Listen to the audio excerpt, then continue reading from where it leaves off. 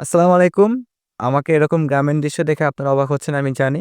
Actually আমি ঢাকায় নেই। আমি আমার গ্রামের বাড়িতে এসেছি। ঈদ করতে এসেছি এখানে। আ নানু বাড়িতে আসছি আরকি।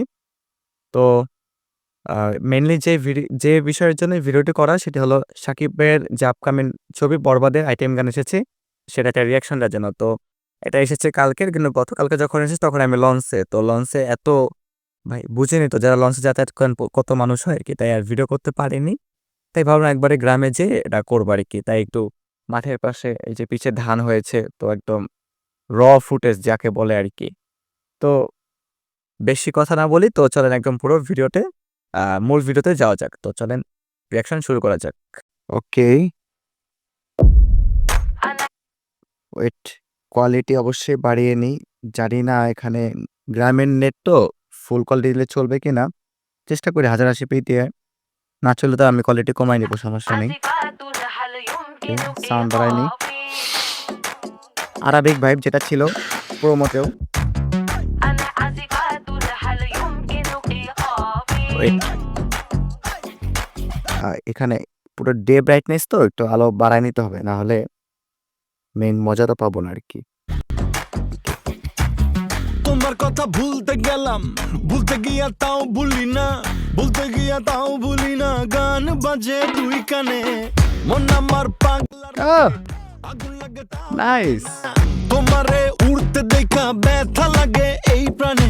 ভেলকি মারে তোমার প্রেমের আগুনে, নিশি রাতের আচ্ছা। আগুনে জ্বলি আমি তেলে বেগুনে। ভালোবাসা গালি মারি কার নিষেধ বারণ অনেক ফানি লিরিক্স। বাড়ি গিয়া দেখি নানি গান শোনে হেডফোনে। আরে আয় চাঁদ মামা চিমটি দিয়া যা আহা! জোস ভাই জোস, জোস। না রে। চাঁদ মামা চিমটি দিয়া যা রে। আচ্ছা কে রে। ভালো কে রে মন্দ আমি চিনি না রে। কে ভালো কে ওহ! ওহ!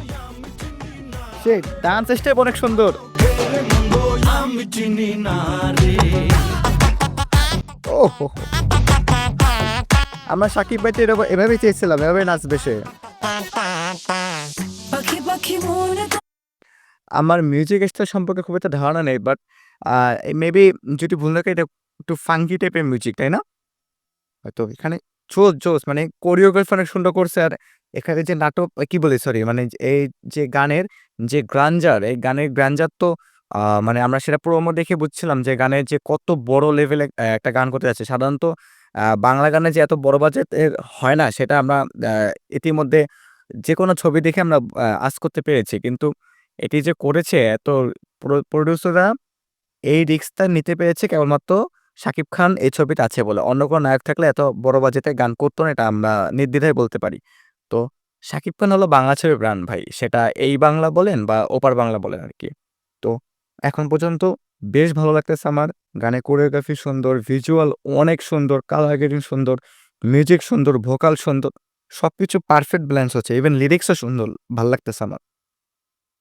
সামনে আগাই তাহলে। তোমার উড়তে গিয়েও তা উড়ে না, খালি খালি আশা নুসরাতকে কিন্তু পুরো ফাটাফাটি লাগতেছে। কাকেরই ঘর কোকিল বাসা বাঁধে ভুল দোষে, তেমনি তোমার প্রেম আমার মনে টানে না।